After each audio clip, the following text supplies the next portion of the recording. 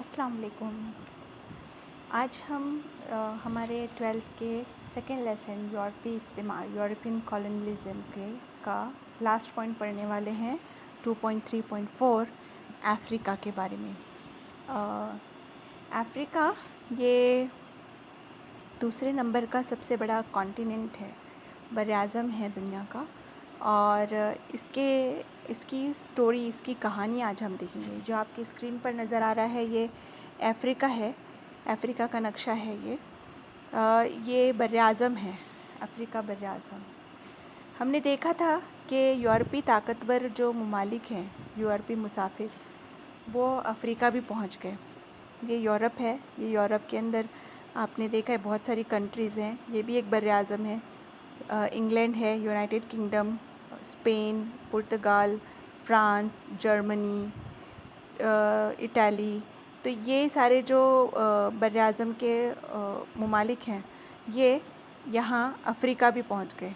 Africa पे भी इन्होंने अपने कदम जमाए। ताहम अफ्रीकी इलाके घने जंगलात, वसी पैमाने पर झीलें, दलदलों और सहराओं का हामिल था। यहाँ पर घने जंगलात थे, झीलें पाई जाती थी, दलदल थे, सहरा जिसे हम डेज़र्ट भी कहते हैं।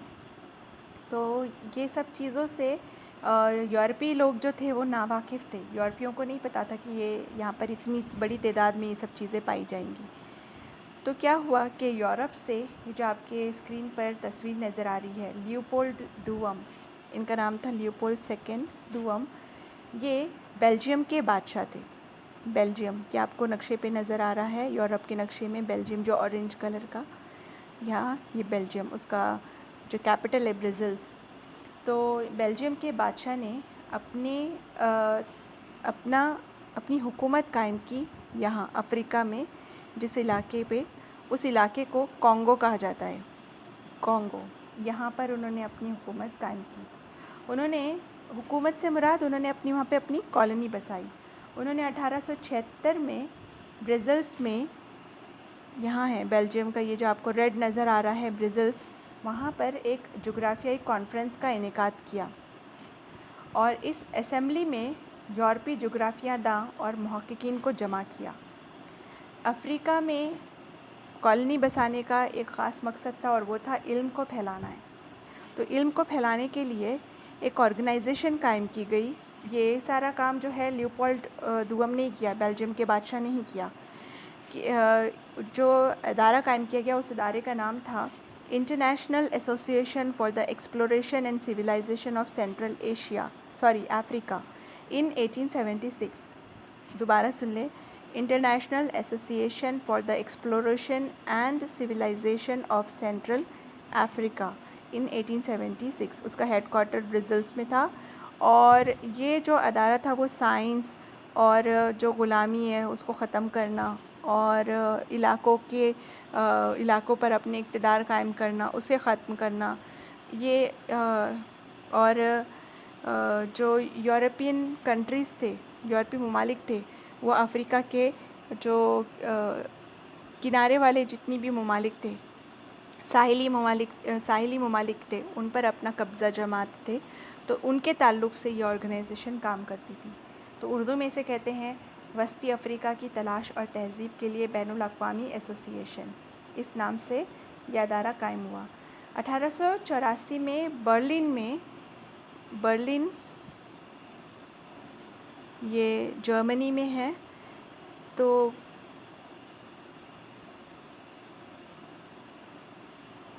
बर्लिन जो है वो जर्मनी में है। तो वहाँ पर एक कॉन्फ्रेंस का एहतमाम किया गया। बर्लिन कॉन्फ्रेंस के नाम से वो काफ़ी मशहूर है। और इस कॉन्फ्रेंस का जो मकसद था, वो मीटिंग कॉल करने का जो मकसद था, वो अफ्रीकी इलाके को आपस में तकसीम करने के इम्कानात पर तबादला ख्याल करना था। दोबारा सुने, जर्मनी में पाया जाता है बर्लिन। वहाँ पर एक कॉन्फ्रेंस बुलाई गई जिसे बर्लिन कॉन्फ्रेंस कहा जाता है। और इस कॉन्फ्रेंस का, इस मीटिंग का जो मकसद था वो ये था कि अफ्रीकी इलाके को आपस में तकसीम करने के इम्कानात पर तबादला ख्याल करना। तो कैसे अफ्रीका के इलाके को तकसीम किया गया? आपके सामने स्क्रीन पे जो अफ्रीका का नक्शा नज़र आ रहा है, ये बर्र आज़म का, अगर आप इसको देखें गौर से तो देखिए आपको समझ में आएगा कि कैसे स्पेन ने ये जो ब्लू वाले हिस्से हैं वो स्पेन ने उस पर अपना इक़्तिदार कायम कर लिया। जो ग्रीन वाले आपको हिस्से नज़र आ रहे हैं वो फ्रेंच कॉलोनीज़ बन गई। जो ऑरेंज आपको हिस्से नज़र आ रहे हैं ये ब्रिटिश ने उन पर कब्ज़ा कर लिया। जो पर्पल नज़र आ रहे हैं वो जर्मन ने अपनी कॉलोनीज़ वहाँ पर बसा ली, जर्मनी ने। उसके बाद जो आपको येलो नज़र आ रहा है वो बेल्जियम ने अपना कब्ज़ा जमाया। जो रेड नज़र आ रहा है वो इटाली ने अपना कब्ज़ा जमाया। और जो ग्रे इलाके आपको नज़र आ रहे हैं वो फ्री थे। जो डार्क ग्रीन आपको नज़र आ रहा है वो पोर्चुगीज़ थे, पुर्तगालियों ने अपना कब्ज़ा जमाया। तो इस तरह से ये अफ़्रीका को बांटा गया यहाँ पर अपनी कॉलोनियाँ बसाने के लिए। तो यही तय हुआ बर्लिन कॉन्फ्रेंस में कि अफ़्रीका का कौन सा इलाका किसके हिस्से में जाएगा। तो बर्लिन कॉन्फ्रेंस में कॉन्गो में बेल्जियम जो है इसकी बालादस्ती का एतराफ़ सबने किया, यानी इसको अहम जाना। और ये कॉन्गो को कॉन्गो फ्री स्टेट का नाम दे दिया गया। ये जो आपको कॉन्गो का इलाका नज़र आ रहा है इसे कॉन्गो फ्री स्टेट का नाम दे दिया गया। इस कॉन्फ्रेंस में ये भी तय किया गया कि अगर यूरोपीय अक़वाम में से कोई भी अपने इल्ज़ाम के तहत कॉलोनियों में मौजूद कुदरती वसाइल को बरूए कार लाने में नाकाम रहे तो वो कौम उसे किसी और यूरोपीय कौम को तक पहुंचा दे। यानी अगर एक यूरोपीय कौम का यहाँ पर कब्ज़ा है और वो उस पर अपनी हुकूमत को ठीक से कायम ना कर सके, वहाँ पर अपनी कॉलोनी ठीक से ना बसा सके, तो वो इलाके को वो दूसरी यूरोपीय कौम को दे सकती है। ये तय किया गया। उसके बाद ये है जॉर्ज टॉबमैन गोल्डी इनका नाम है। ये एक बरतानवी शहरी थे। इन्होंने इंग्लैंड में दी नेशनल अफ्रीकी कंपनी के बुनियाद रखी। दी नेशनल अफ्रीकन कंपनी, ये उसकी बुनियाद रखी इंग्लैंड में। बरतानवी हुकूमत ने नाइजीरिया, ये आपकी स्क्रीन पर नज़र आ रहा है नाइजीरिया का नक्शा। नाइजीरिया ये भी बरआज़म अफ्रीका में है। यहाँ पर तिजारत करने की इजाज़त दे दी। और ये तिजारत करने की किसने दिया इजाज़त? बरतानवी हुकूमत ने। और यहाँ तिजारत की इजाज़त देने के बाद एक चार्टर बना दिया गया, एक कानून बना दिया गया।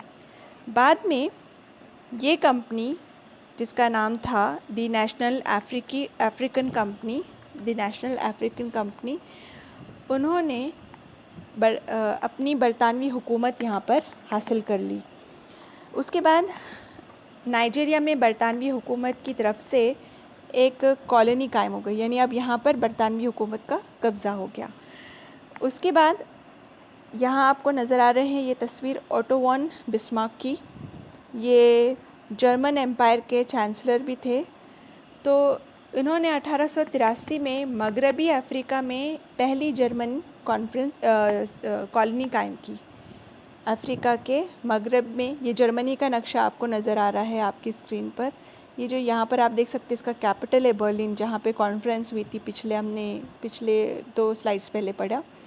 उसके बाद तो यहाँ पर ये जो जर्मन ने अफ़्रीका में जो अपनी कॉलोनी बसाई थी, तो ये मगरबी अफ़्रीका में बसाई थी इन्होंने अपनी पहली जर्मन कॉलोनी, और उसको नाम दिया था उन्होंने टोगोलैंड। तो जर्मनी की बसाई गई पहली कॉलोनी का नाम था टोगोलैंड। जर्मनी ने आगे चलकर कैमरून, ये जो आपके नक्शे पे नज़र आ रहा है, आपके स्क्रीन पे नज़र आ रहा है नक्शा, कैमरून और जनूब मगरबी अफ़्रीका में अपनी कॉलोनियाँ कायम की।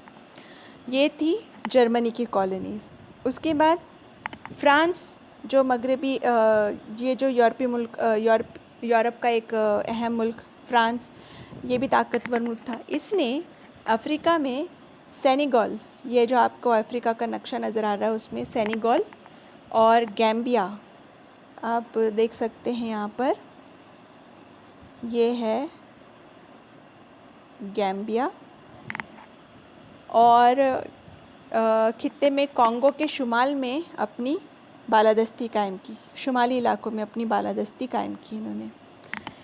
1883 में आइवरी कोस्ट, ये जो इलाका है इसको आइवरी कोस्ट कहा जाता था, यहाँ पर भी फ्रांसीसी कॉलोनी बन गई। फ्रांस ने पुर्तगाल का एक हिस्सा था जिसको कहा जाता था डायोमे, ये पुर्तगाल है, ये भी यूरोपीय मुल्क है, इसका हिस्सा था यहाँ पर दायमो में। ये आपको नज़र आ रहा है, देखिए ये दायमो एरो बना हुआ है। तो ये दायमो का इलाके पर पुर्तगाल का कब्ज़ा था, तो ये खित्ते को भी फ्रांस ने हासिल कर लिया। 1994 तक फ्रांस ने पूरा सहारा डेज़र्ट, ये आपको ऊपर नज़र आ रहा है, सहारा का रेगिस्तानी इलाका, और आइवरी कोस्ट जो हमने आपको पहले बताया, आइवरी कोस्ट से लेकर मगरबी और फ्रांसीसी गिनी तक इस खित्ते पर अपना कंट्रोल कायम कर लिया। ये देखें आप, सहारा डेज़र्ट, और उसके बाद फिर ये सेनेगल, उसके बाद फिर ये जो आपको नज़र आ रहा है पूरा इलाका जो था वो फ्रांसीसियों की कॉलोनियाँ यहाँ पर आबाद हुई। जो आइवरी कोस्ट है ये फ्रांसीसियों के पास चली गई।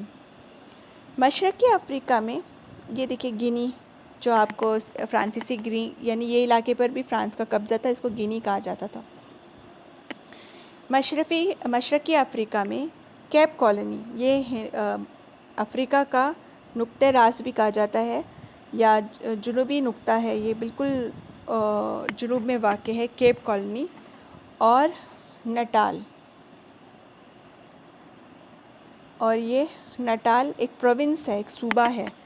तो ये इनका इनेकाद इंग्लैंड ने किया, इंग्लैंड ने इसको बनाया, जबकि मोज़म्बिक, ये इंग्लैंड है, उसके बाद मोज़म्बिक, ये आपको नज़र आ रहा है, ये मोज़म्बिक जो है ये इस पर स्पेन के कंट्रोल में था, स्पेन का इख्तियार था उस पर, स्पेन ये भी यूरोपीय मुल्क है, उसका कंट्रोल था। इंग्लिस्तान, फ्रांस और जर्मनी, इन्होंने मशरक़ी खित्ते में, अफ़्रीका के मशरक़ी खित्तों में दिलचस्पी ली थी, वो दिलचस्पी रखते थे। इन तीनों कौमों ने एक दूसरे के मफादात के तहफ़्फ़ुज़ का मुआहदा किया हुआ था, उनका आपस में एक मुआहदा था, एक दूसरे की हिफाजत करना है। इसी मुनासिबत से उन्होंने सल्तनत ऑफ ज़ंज़ीबार, ये देखिए यहाँ पर है सल्तनत ऑफ ज़ंज़ीबार, तो ये सल्तनत ऑफ ज़ंज़ीबार और पेम्बा आइलैंड, यहाँ आपको नेक्स्ट अगले स्लाइड में दिखाई देगा। पेम्बा आइलैंड, इसको जज़ीरतुल ख़िज़रा भी कहा जाता था, ग्रीन कलर का सब्ज़ आइलैंड था ये, तो इसे जज़ीरतुल ख़िज़रा भी कहा जाता था।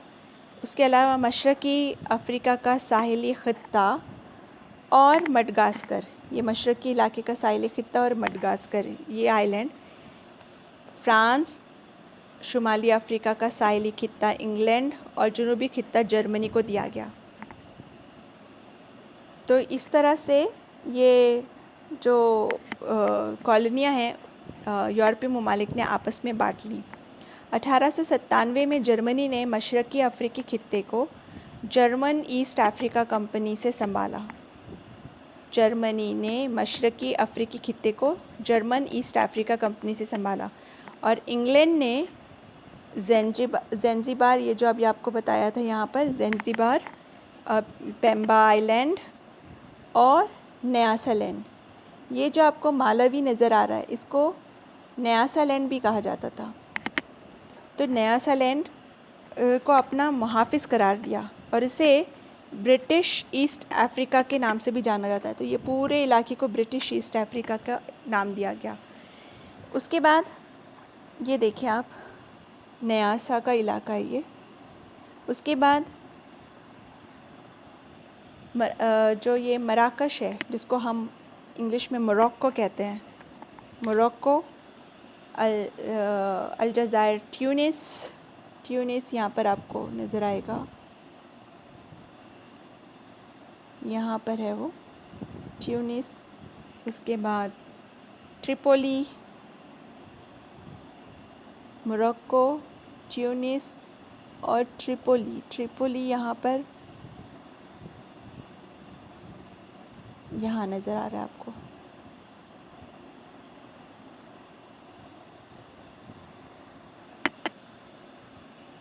इसका जो ये लीबिया का कैपिटल है, ये एक्चुअली ट्रिपोली। तो यहाँ देखिए, ये जो लीबिया है, लीबिया का कैपिटल है। तो मोरक्को, ट्यूनिस, ट्रिपोली, इनको नोबिया, ये ट्रिपोली को नोबिया भी कहा जाता था, लीबिया का कैपिटल है। और मस्र यानी इजिप्ट, ये आपको नज़र आ रहा है यहाँ, इजिप्ट अफ्रीका के शुमाली खित्ते का हिस्सा थे। ठीक है, तो मोरक्को, अल्जीरिया है यहाँ पर, उसके बाद यहाँ पर है अल्जीरिया है, उसके बाद ट्यूनिस है, लीबिया का कैपिटल जिसको ट्रिपोली कहा जाता है, कैपिटल ऑफ लीबिया है वो, और जिसे नोबिया भी कहा जाता है। ये सारे जो मस्र है, ये सब जो है शुमाली अफ्रीका के खित्ते थे। 1830 में फ़्रांस ने पहले ही अलजायर पर कंट्रोल कायम कर लिया। ये जज़ीरों पर, जो जज़ायर थे वहाँ पर कंट्रोल उसका कायम हो गया फ़्रांस का।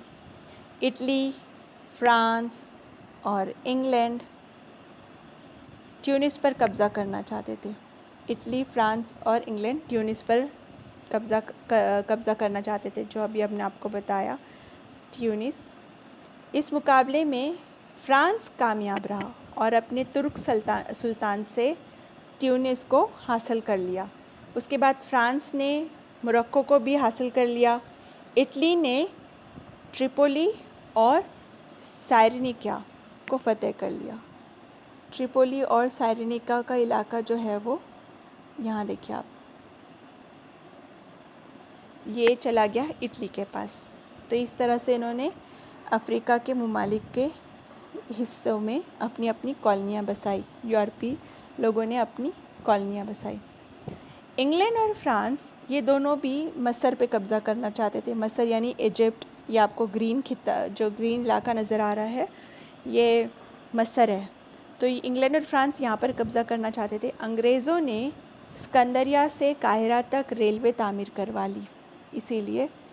तो सिकंदरिया से ये जो है यूनाइटेड किंगडम यानी इंग्लैंड, फ्रांस और इटली, इन्होंने सिकंदरिया से यानी कि अलेक्जेंड्रिया, यहाँ रेड जो आपको डॉट नज़र आ रहा है, अलेक्जेंड्रिया से लेकर कायरो तक, जिसे काहिरा कहा जाता है, यहाँ पर रेलवे लाइन अंग्रेज़ों ने तामीर करवा ली।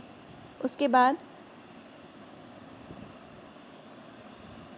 ये फ्रांसीसी सिफारतकार थे, उनका नाम था फर्डिनेंड डी लेसेप्स। इन्होंने बहरे रूम, जिसे मेडिटेरियन सी कहा जाता है अंग्रेज़ी में, बहरे अहमर जिसे रेड सी कहा जाता है, इसमें शामिल होने वाली स्विस कैनाल, ये स्विस कैनाल आपको नज़र आ रही है, तो ये इसकी तामीर करवाई इन्होंने। ये जो फ्रांसीसी सिफारतकार थे फर्डिनेंड डी लेसेप्स, इन्होंने इसकी तामीर अपनी निगरानी में तामीर करवाई। शुरू में ये जो इनको जोड़ने के लिए, ये स्विस कैनाल, रेड सी और मेडिटेरियन सी, इनको यहाँ पर जोड़ने के लिए जो तामीरात करनी थी, तो उसके लिए मस्र अखराजात बर्दाश्त कर रहा था। मस्र जो था वो यहाँ पर अपने पूरे अखराजात लगा रहा था। बाद में नहर स्वेज़ के लिए खर्च इतना बढ़ा कि मस्र को उसको पूरा करने के लिए कर्ज़ लेने पड़े, दूसरी कंट्रीज से, दूसरे लोगों से कर्ज़ लेना पड़े। कर्ज़ पर सूद भी अदा करना पड़ रहा था, तो जो मस्र के लिए, इजिप्ट के लिए नामुमकिन हो गया। तो मस्र ने स्विस कैनाल कंपनी के जो हिस्से होते हैं यानी शेयर्स होते हैं, फ़रोख्त करने के लिए रख दिए। इंग्लैंड ने बहुत सारे शेयर्स स्विस कैनाल के ख़रीद लिए और इस तरह जो स्विस कैनाल का हिस्सा है वो अंग्रेज़ों की मिल्कियत बन गया।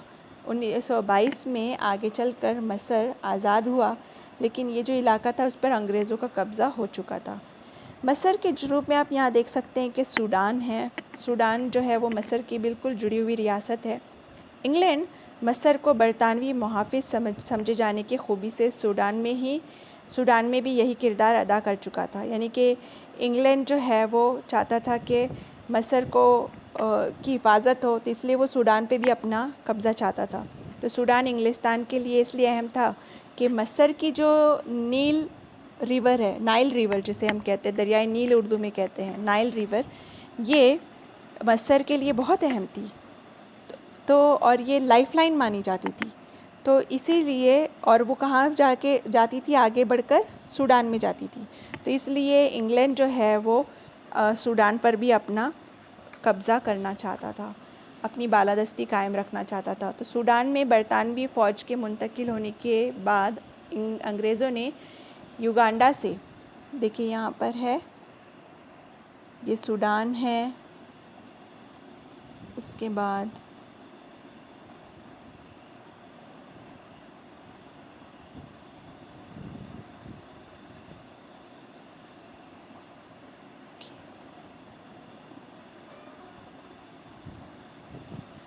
युगांडा से सूडान तक एक रेलवे ट्रैक की तामीर का आगाज़ किया। ठीक है, अब ये यहाँ पर भी रेलवे लाइन बिछा दी गई। फ्रांस ने सूडान पर इंग्लैंड का दावा मान लिया।